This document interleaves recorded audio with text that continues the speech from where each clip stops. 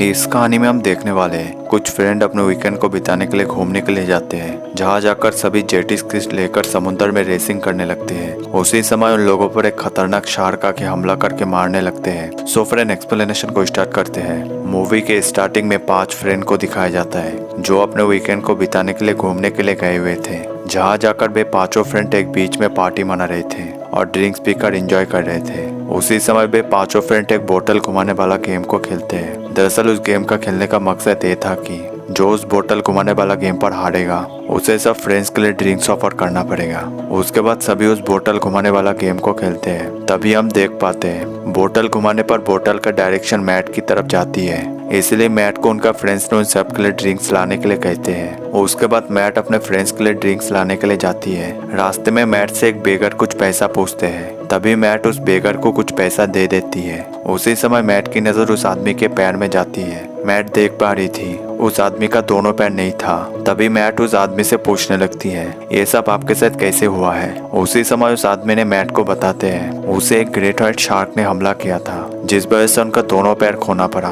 तभी उस जगह पर मैट के फ्रेंड्स आते हैं और मैट को बताते हैं वे सब कल जेट स्की चलाने के लिए समुद्र में जाने वाले हैं। उसी समय उस आदमी ने मैट के फ्रेंड को समुद्र में ग्रेट व्हाइट शार्क के बारे में बताने लगते हैं, पर वे सब उस आदमी के बातों पर ध्यान नहीं देते हैं। तभी वे आदमी उन लोगों को चेतावनी देते हैं कि जहाँ पर वे सब जेट स्की चलाने जाने वाले थे वहाँ पर बहुत ही बड़े बड़े ग्रेट व्हाइट शार्क है। पर कोई भी उस आदमी के बातों पर विश्वास नहीं करते हैं और वहाँ से चले जाते हैं। अगले दिन वे 5 फ्रेंड उस बीच साइड में पहुंचते हैं जहाँ से सभी जेट स्कीज का सफर का मजा लेने वाले थे।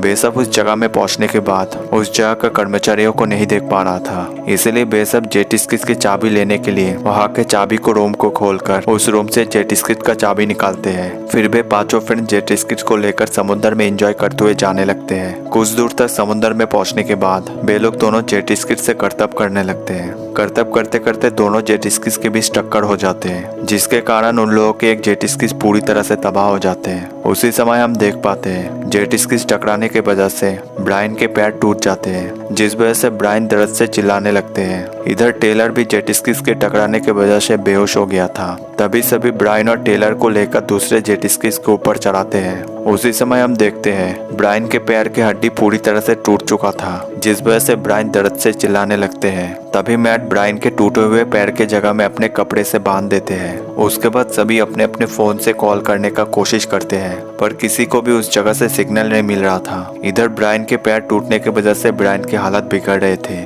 तभी सभी ब्रायन को हॉस्पिटल ले जाना चाहते थे, इसलिए सभी उस जगह से जेट स्कीज से जाना चाहते थे, पर जेट स्कीज में सिर्फ 3 जन जाने का ही कैपेसिटी था। तभी टॉम, मिली और टेलर को उस जगह में रहने के लिए कहते हैं। टॉम कहते हैं भेजाकर मदद भेज देंगे। उसके बाद हम देखते हैं टॉम जेट स्कीज को ऑन करने का कोशिश करते हैं, पर जेट स्कीज में कुछ खराबी की वजह से जेट स्कीज ऑन नहीं हो रहा था। इसलिए टॉम जेट स्कीज के इंजन को देखने के लिए ब्रायन को पीछे सीट से पानी में उतारते हैं। फिर जेट स्कीज के इंजन को रिपेयरिंग करने का कोशिश करते हैं, पर जेट स्कीज चालू नहीं हो रहा था। उसके बाद फिर से ब्रायन को पानी से उठाकर जेट स्कीज पे चढ़ाते हैं। तभी मैट मिली के फोन से लाइट रिफ्लेक्ट करने लगते हैं ताकि कोई उन लोगों के लाइट्स को देखकर उन लोगों तक पहुंच जाए। उसके बाद मैट मिली के फोन से मोबाइल नेटवर्क चेक करने लगती है। चेक करते करते मिली के फोन से मैट को कुछ फोटोज बरामद होते हैं। दरअसल वे फोटोज मैट की बॉयफ्रेंड टॉम और उसकी फ्रेंड मिली का था। उसी समय टॉम मैट के हाथ से मिली का फोन छीनने का कोशिश करते हैं, जिस वजह से फोन पानी में गिर जाता है। तभी टॉम उस मोबाइल फोन को लेने के लिए पानी के नीचे जाते हैं और मोबाइल फोन को वापस लेकर आते हैं। उसके बाद टॉम और मिली उस घटना के वजह से मैट से माफी मांगने लगते हैं। उसी समय टेलर को एक चीज याद आते हैं। वे सब जब उस जगह में आ रहे थे तब टेलर ने एक बोट को रास्ते में नोटिस किया था, इसीलिए टेलर उस बोट तक तैर के जाने का फैसला करते हैं। उसके बाद टेलर मदद बुलाने के लिए उस बोट की तरफ तैर के जाने लगते हैं। जाते समय टेलर के फ्रेंड्स ने टेलर के पीछे एक शार्क को देखते हैं। तभी वे तीनों चीख चीख कर टेलर को शार्क के बारे में सूचना देने लगते हैं, पर वे शार्क टेलर को कुछ नहीं करते हैं और टेलर उस बोट की तरफ बढ़ने लगते हैं। इधर इस जेट स्कीज के यहाँ एक और ग्रेट व्हाइट शार्क खून के बदबू के कारण आ जाते हैं। तभी सब उस शार्क को देखकर जेट स्कीज से डरकर पानी में गिर जाते हैं। उसी समय पानी में ब्रायन के पैर से बहुत ज्यादा ब्लीडिंग होने लगते हैं। तभी मैट ब्रायन के पास जाती है और ब्रायन को पकड़ के फिर से जेट स्कीज की तरफ जाने लगते हैं। उसी समय वे खूंखार शार्क ब्रायन को पीछे से आकर पकड़ते हैं और ब्रायन को पानी के नीचे लेकर जाने लगते हैं। तभी हम देखते हैं मैट के बाल ब्रायन के घड़ी में फंस गए थे, जिस वजह से मैट भी पानी के नीचे जाने लगते हैं।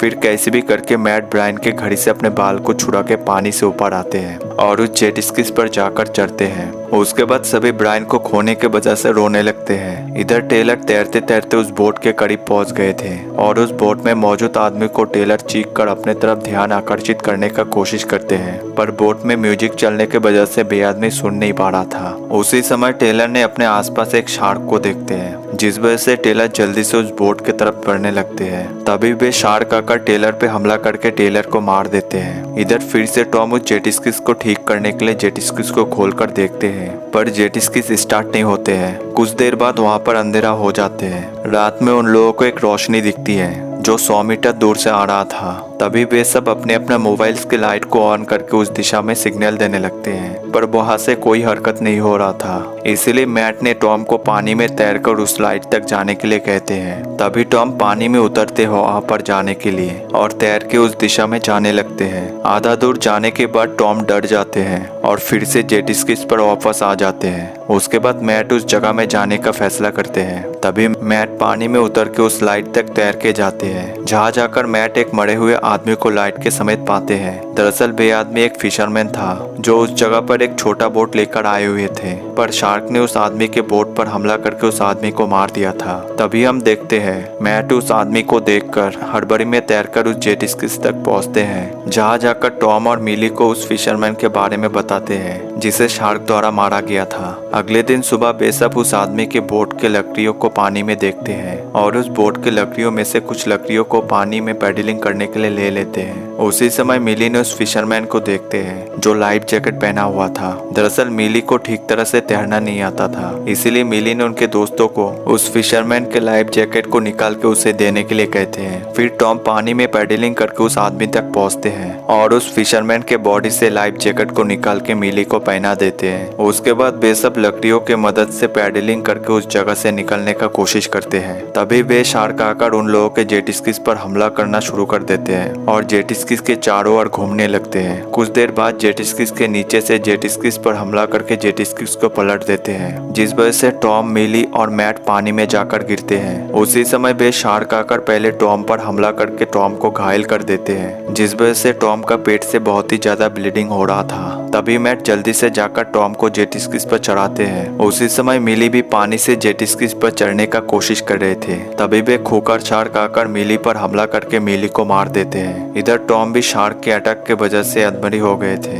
उसके बाद मैट जेट स्की के इंजन के कवर को कैसे भी करके खोलकर देखते हैं। तभी मैट को दिखती है इंजन का ऑयल पाइप टक्कर के वजह से कट चुका था, इसीलिए मैट को एक पाइप का टुकड़ा चाहिए था उस इंजन का पाइप को जोड़ने के लिए। तभी मैट उस पाइप के टुकड़े के लिए जेट स्की में से एक लोहे के खंजर को लेकर उस लाइफ जैकेट तक तैर कर जाते हैं, जहाँ जाकर लाइफ जैकेट से एक पाइप के टुकड़े को निकालते हैं। फिर वापस उस जेट स्की के तरफ आने लगते हैं। तभी हम देख पाते हैं वे शार्क मैट की तरफ हमला करने के लिए बढ़ने लगते हैं। मैट भी उस शार्क को देख लेते हैं और अपने हाथ से उस खंजर को निकाल कर रखते हैं। तभी वे शार्क मैट पर हमला करने का कोशिश करते हैं। उसी समय मैट भी उस खंजर से उस शार्क पर हमला करते हैं, जिस वजह से शार्क वहां से चले जाते हैं। फिर मैट जेट स्की पर वापस जाकर उस पाइप को ज्वाइन करके जेट स्की को ऑन करते हैं। उसके बाद मैट वहां से निकलने का कोशिश करते हैं। तभी हम उस शार्क को फिर से देख पाते हैं जो जेट स्की के पीछे से आकर जेट स्की पर हमला करते हैं, जिस वजह से जेट स्की के अंदर टॉम और मैट के वजन के वजह से पानी भरने लगते हैं। उसी समय टॉम मैट को बचाने के लिए पानी में कूद पड़ते हैं। तभी वे शार्क आकर टॉम को हमला करके मार देते हैं। उसके बाद मैट जेट स्की से अकेला तट तक पहुंचते हैं और मूवी यहीं पर समाप्त हो जाते हैं।